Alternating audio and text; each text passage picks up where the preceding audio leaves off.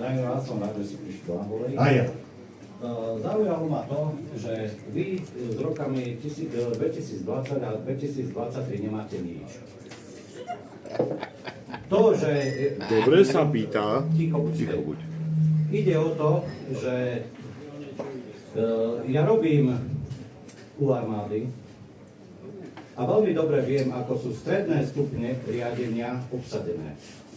Sú obsadené progresívcami. Takisto ako všetci štátni tajomníci alebo na úradoch vlády za Matoviča, vy ste tam boli.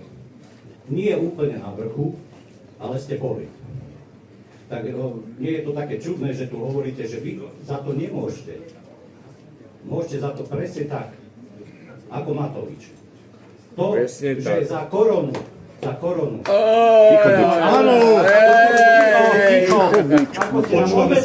Ako ste nám obmedzovali ľudské práva, to, čo sa tu robilo, to nie je len Matovič chyba, alebo tam tí demokrati, Naďovi, takisto ste vinní aj vy.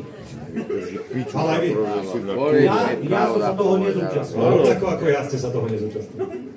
Pracujete pre štát, nie? Áno. Zuzka moja zlatá milovaná. Aj vtedy ste pracovali Ty môj Áno, kamarát. a bol som obmedzovaný. Ideme na Bol súček, som na hryby. obmedzovaný. A veľmi riadne. A na to ja nikdy Nechám nezabudnem. chvíľku ticho a potom už nebudem. Vy tu hovoríte, že mladí ľudia odchádzajú, ale sa aj vracajú. Keď vidia Paríž, keď vidia Brusel, keď vidia Malmo, tak veľmi rýchlo sa vrátia naspäť. Vy, keď budete vládnuť, pán Šimečka, tak tu budeme mať veterné parky, príde nám sem hejno inžinierov zo Somálska a bude to vypadať ako v Paríži, v Bruseli. A vy v Bruseli ste boli, tak si to aj videli, pán Šimečka.